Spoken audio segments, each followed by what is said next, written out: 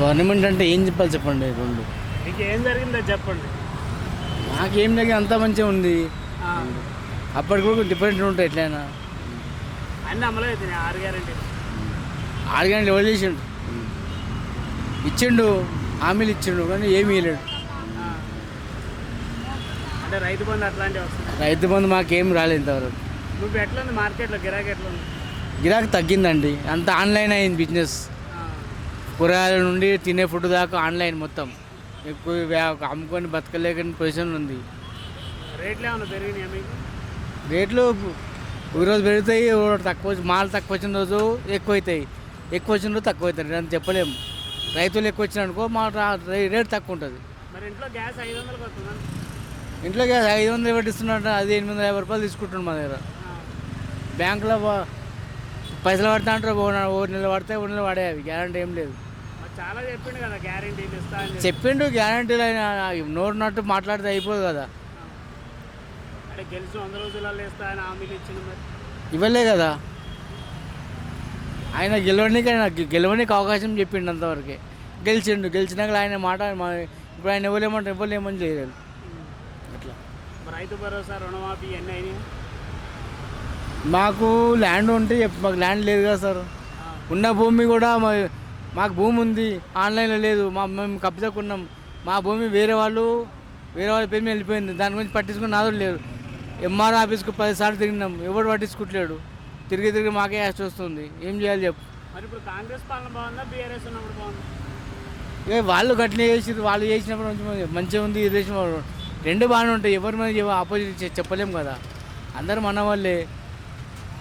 రానున్న రోజుల్లో ఏమైనా చేస్తారంటారా? అది చెప్పలేము. ముందు జరిగేది ఎవరు చెప్పలేను. నువ్వు చెప్పలేను, నేను చెప్పలేను. అంటే చెప్పిండు కదా సంక్రాంతి తర్వాత చేస్తా అని చెప్పిండు. సంక్రాంతి కూడా అయిపోయాయి. సంక్రాంతి అయిపోయా, శివరాత్రి అయిపోతుంది. ఇట్లా కాలం ఎలా తీసుకురా? కాలాన్ని గడిపిస్తుండు అంతవరకు.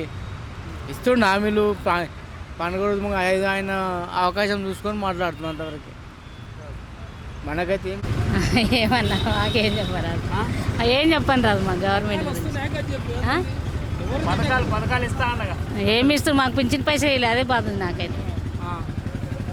2 నెలలు అయిపోయింది, ఏ నెలలేదు ఇది వరదాకా.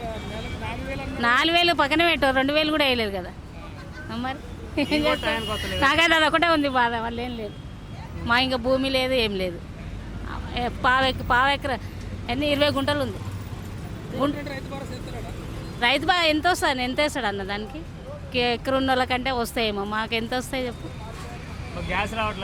గ్యాస్వి రావట్లేదు. రాపించినాం కానీ గ్యాస్ ఇస్తలేడు, అదే 900 తీసుకుంటుండు. ఇందిరా మిల్లు రాలే మాకు. చేసినాము, ఇవి వస్తాయో రావో కానీ. జరవా సైడ్. ఏమేమి ఉంటున్నాం ఇక్కడ. ఇక జరవా నారాయణఖేడ్ మాది అత్తగారిది, ఇవి ఉండేది ఇక్కడ.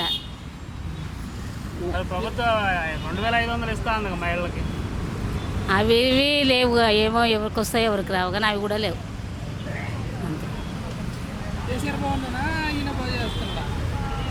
అన్న ఇక కేసీఆర్ బాగుండనా ఈయన బాగుండంటే బాగానే వచ్చింది.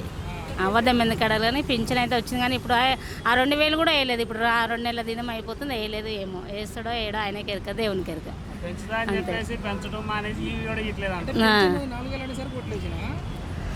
4,000 అని సార్ ఓట్లేని కాదు కానీ వేసినాము.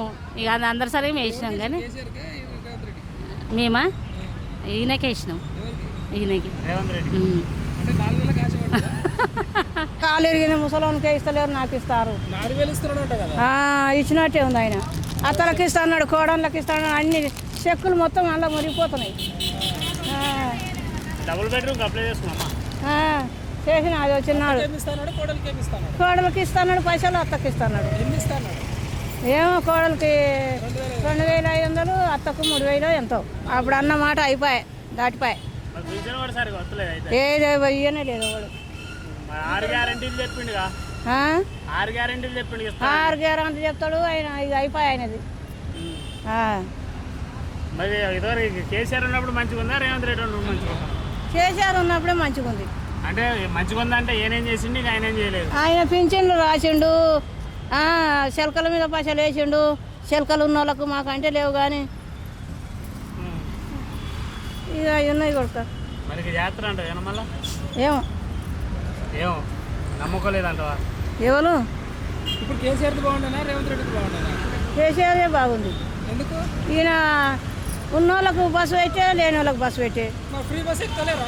ఫ్రీ బస్సు, అందుకనే డబ్బులు ఉన్నోడు పిరేనా, డబ్బులు లేనివాడు పిరేనా, ఆయన ఇచ్చేదే ఉంది. అంటే ఇప్పుడు ఫ్రీ బస్ ఉండాలా తీసేయాలా? ఏమో ఎందుకు చేసుకుంటారు, మనం చెప్తే తీసేస్తాం. చెప్పరాదు. నువ్వు తిరుగుతావు కదమ్మా, హైదరాబాద్ కదా. మేము ఎక్కడ పోతాం, మేము ఆటో కట్టుకొని పోతాం, ఆటో కట్టుకొని వస్తాం.